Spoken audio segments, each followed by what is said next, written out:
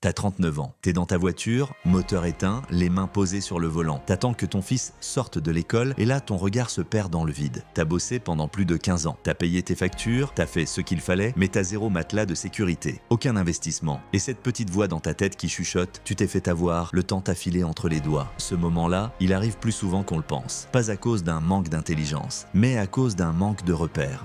Alors aujourd'hui, je te donne ce que personne ne t'a jamais donné à temps. Une carte avec 9 checkpoints concrets, 9 étapes à valider avant 40 ans. Pas pour être riche au sens cliché du terme, mais pour vivre libre. Pour que le futur, ce soit pas une source d'angoisse, mais une promesse. On commence maintenant.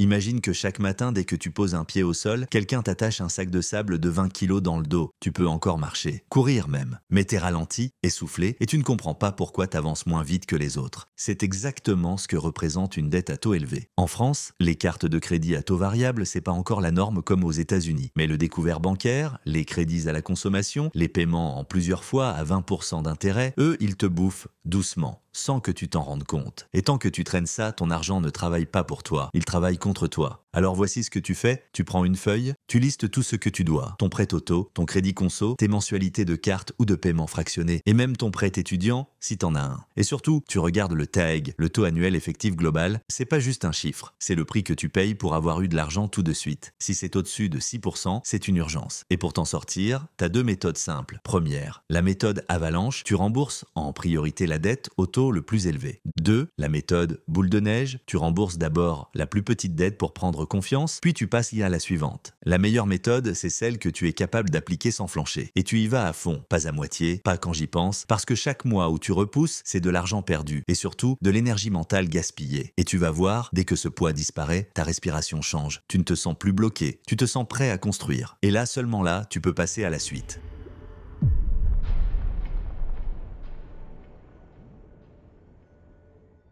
Pose-toi cette question, vraiment. Si tu perdais ton job demain, t'as combien de temps devant toi? 2 semaines? 1 mois? Et après, c'est quoi le plan? Demander de l'aide à tes proches? Piocher dans ton livret A jusqu'à l'os? Croiser les doigts? Que ça passe? Beaucoup trop de Français vivent avec ce stress permanent. Et ce stress, il te bouffe. Il t'empêche de respirer, d'oser, de construire. Alors on va poser une base solide. Ton matelas d'urgence?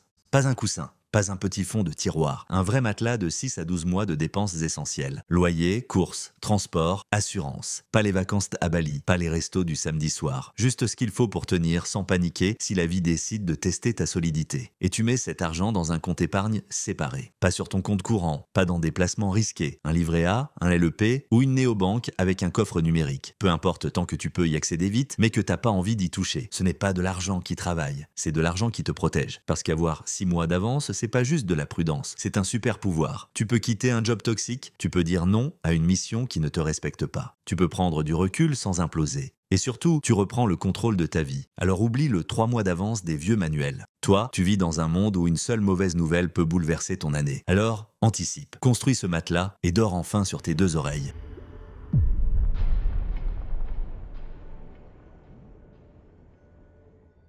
Dis-moi la vérité. Combien de fois t'as pensé à investir et puis t'as oublié, ou t'as flippé, ou t'as cliqué ailleurs? Bienvenue dans la réalité. La volonté ne suffit pas. Si tu veux construire une liberté financière solide, tu dois arrêter de compter sur ta mémoire ou ta motivation. Tu dois automatiser. Et non, l'investissement, c'est pas réservé à ceux qui comprennent les marchés financiers ou qui lisent des graphiques toute la journée. C'est pas ça la richesse. La richesse, c'est quand ton argent bosse pendant que tu vis. Alors voilà ce que tu fais. Tu mets en place un virement automatique tous les mois dès que ton salaire tombe, pas à la fin du mois quand t'as vu ce qu'il restait. Non, tu investis en premier et tu vis avec le reste. Le montant commence avec 10% de ton revenu si tu peux. Et chaque mois de décembre, tu montes d'1%, petit à petit, sans douleur. Et tu investis dans quoi? Des choses simples, des ETF, un PEA, une assurance vie bien construite. Pas besoin de jouer les traders, tu veux de la stabilité, pas du show. Et tu sais quoi? Tu n'auras pas besoin d'y penser. Pendant que tu manges, que tu bosses, que tu dors, ton argent travaille sans faire de bruit, et c'est là que la magie opère, parce que tu ne ressens plus ce stress à chaque dépense. Tu n'as plus besoin de vérifier ton compte en banque à chaque commande Uber Eats. T'as un système qui tourne tout seul. Et ça, c'est bien plus fort que n'importe quel budget Excel jamais tenu plus de 2 semaines.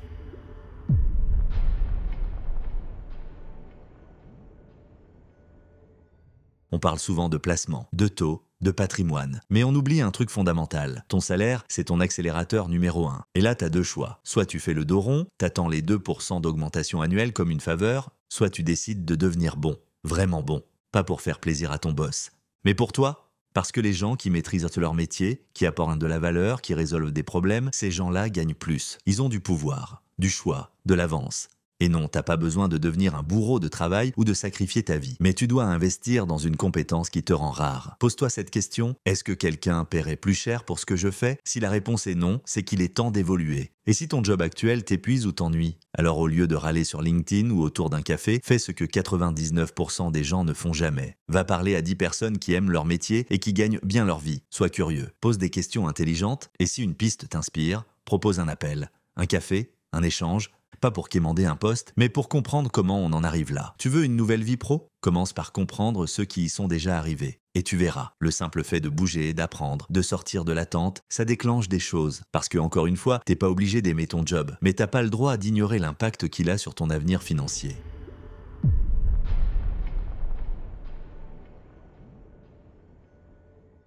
Pose-toi cette question toute simple. Combien il te faut pour être tranquille? Pas riche façon Instagram, tranquille façon je respire. 1 million? 2? 3? Ok, mais pour faire quoi? Parce que ce chiffre, sans une raison claire derrière, c'est juste un fantasme de tableur. Tu peux passer des années à le viser sans jamais comprendre ce que tu poursuis vraiment. Tu sais ce que les vrais riches ont en commun? Pas forcément une maison secondaire ou une Tesla, mais un truc beaucoup plus précieux, une vision. Ils savent pourquoi ils veulent de l'argent. Pas juste pour être libre, mais libre pour faire quoi? Toi, c'est peut-être pour passer 2 mois par an à voyager, pour offrir une éducation de dingue à tes enfants, pour bosser 3 jours par semaine à 50 ans, ou juste pour ne jamais plus subir un patron toxique. Et c'est ok, mais ce pourquoi doit être clair. Network viscéral. Parce que c'est lui qui te fera tenir quand t'auras envie de tout lâcher. Quand l'inflation explose, quand t'as un imprévu, quand la flemme t'attaque, alors cette semaine, prends un carnet ou une note dans ton téléphone et écris noir sur blanc le chiffre que tu vises.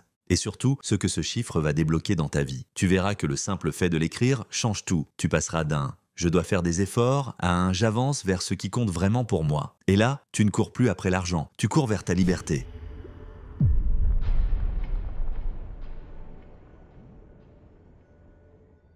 Tu sais comment ça commence? Une remarque en l'air. Encore une commande Amazon? On a déjà mangé dehors cette semaine, non? Et ça dégénère. Pas à cause du montant, mais parce qu'il n'y a pas de terrain commun. La vérité, c'est que la majorité des couples n'ont aucun système pour parler d'argent. Ils attendent que ça déborde. Et le jour où ça explose, c'est pas juste une dispute, c'est une fissure dans la confiance. Mais t'as une autre option. Créer un tableau de bord financier partagé. Pas besoin d'être expert en Excel. Juste une vision claire de vos revenus, vos charges fixes, vos dettes ou crédits, vos projets communs, vos objectifs. Et surtout, des discussions programmées. Pas quand ça va mal, mais chaque mois, comme un rituel. Tu peux bloquer une soirée pizza, un café le dimanche matin, peu importe, mais vous vous asseyez, ensemble, en équipe. Tu peux même utiliser un modèle tout fait, comme le plan de dépenses consciente qu'on recommande souvent. Et vous suivez l'évolution, sans jugement, juste pour rester aligné. Et si t'es le ou la seule à gérer l'argent, fais attention. C'est un schéma toxique qui peut créer de la rancœur. Et pire, une vulnérabilité immense si un jour il t'arrive quelque chose. Tu veux une image? Imagine que tu sois au fond d'un hôpital et que ton ou ta partenaire n'ait aucune idée de l'endroit où était l'épargne. Ni du code du compte, ni même du nom de la banque. Tu veux vraiment ça? Non? Alors partage. Maintenant. Parce que l'argent, c'est pas juste une affaire de chiffres. C'est un outil pour construire une vision commune. Et ça peut devenir un ciment puissant ou un poison lent. À toi de choisir.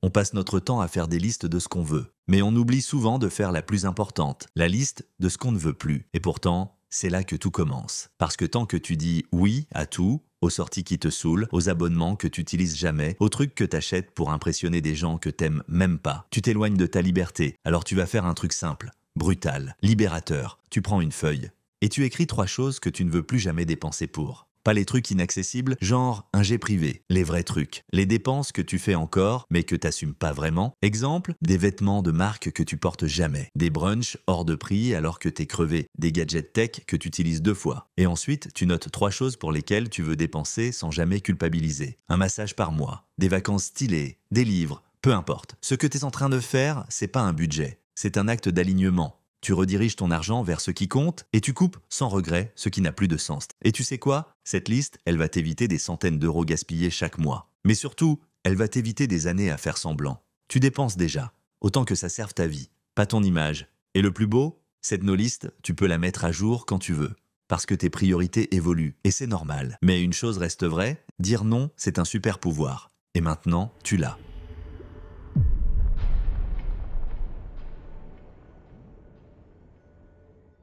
sors ton portefeuille. Vas-y, fais-le vraiment, regarde combien de cartes t'as dedans. Si t'en as plus de 2 ou 3, t'as probablement un problème. Parce que non, avoir 9 cartes de crédit pour optimiser le cashback sur les tomates cerises et les pleins d'essence, c'est pas de l'intelligence financière. C'est du stress organisé. Et tu sais quoi? La plupart de ces cartes sont là parce qu'on t'a promis 10 € de réduction à l'ouverture ou un bonus de bienvenue. Mais maintenant, elles dorment et t'es plus sûr de savoir lesquelles tu dois garder. Voici la règle simple, garde 1 à 2 cartes solides. Des cartes avec un vrai avantage, miles, cashback, assurance voyage, mais pas une carte pour chaque magasin ou chaque site e-commerce. Et surtout, vire toutes celles qui t'imposent des frais absurdes. Certaines cartes ont encore des TAEG à 19,25, parfois 30%, et tu les gardes. Pourquoi? Pour 10% de réduction chez la Redoute? Non, tu simplifies, tu supprimes et tu respires. Parce que ce que tu veux, c'est un système simple, pas un puzzle bancaire à décrypter à chaque fin de mois. Et si tu as encore des dettes sur certaines de ces cartes, tu as une mission prioritaire, les rembourser. Et une fois que c'est fait, tu coupes le lien, définitivement. Ton portefeuille, c'est pas un catalogue de fidélité, c'est un outil de liberté. Et plus il est clair, plus ton esprit le sera aussi. Parfait. Voici le chapitre 9, le dernier, avec une tonalité à la fois posée, inspirante et ancrée dans la réalité. Parce que construire sa liberté financière, ce n'est pas un objectif figé, c'est un cap à réajuster en permanence.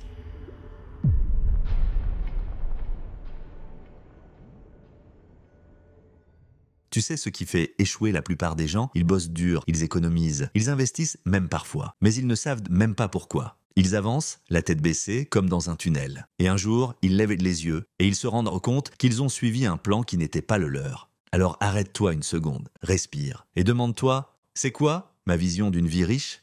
Pas celle qu'on te vend dans les pubs. Pas celle de ton voisin ou de ton oncle à la retraite, la tienne. T'as le droit de vouloir un grand appart lumineux à Bordeaux ou de vivre dans une tiny house en Ardèche. T'as le droit de vouloir bosser 2 jours par semaine à 45 ans ou de lancer une asso qui te tient à cœur. T'as le droit de changer d'avis aussi. Parce qu'une vision, ça évolue. Ce que tu veux aujourd'hui ne sera peut-être plus ce que tu voudras demain. Et c'est pas grave, c'est même sain. Alors une fois par an, bloque-toi 1 heure, rien que pour toi. Et pose-toi ces 3 questions simples. Qu'est-ce que je veux de plus cette année? Qu'est-ce qui ne m'intéresse plus du tout? Et maintenant, c'est quoi la suite? T'es pas obligé d'avoir toutes les réponses, mais t'as besoin d'une direction. Parce que sinon, tu vas passer ta vie à cocher des cases que t'as jamais choisies. L'argent, c'est un outil. Mais la vie que tu veux vraiment, c'est toi seul qui peux la définir. Alors voilà, t'as maintenant 9 étapes. 9 repères, c'est pas une to-do list à faire en un week-end, c'est un système, un plan de vie. Et la vérité, peu importe ton âge aujourd'hui, même si t'as déjà 40 ou 45 ans, t'es pas en retard, t'avais juste pas les bons outils. Mais maintenant, t'as une carte. Alors commence là où tu peux. Une dette à rembourser, un virement automatique à activer, un vrai non à poser. Parce que non, cette vidéo n'est pas un conseil en investissement. Mais c'est peut-être le déclic qu'il te manquait. Et si tu veux aller encore plus loin, commence par réparer le plus grand tabou des finances perso. Regarde cette vidéo juste ici. Comment parler d'argent en couple sans ruiner sa relation.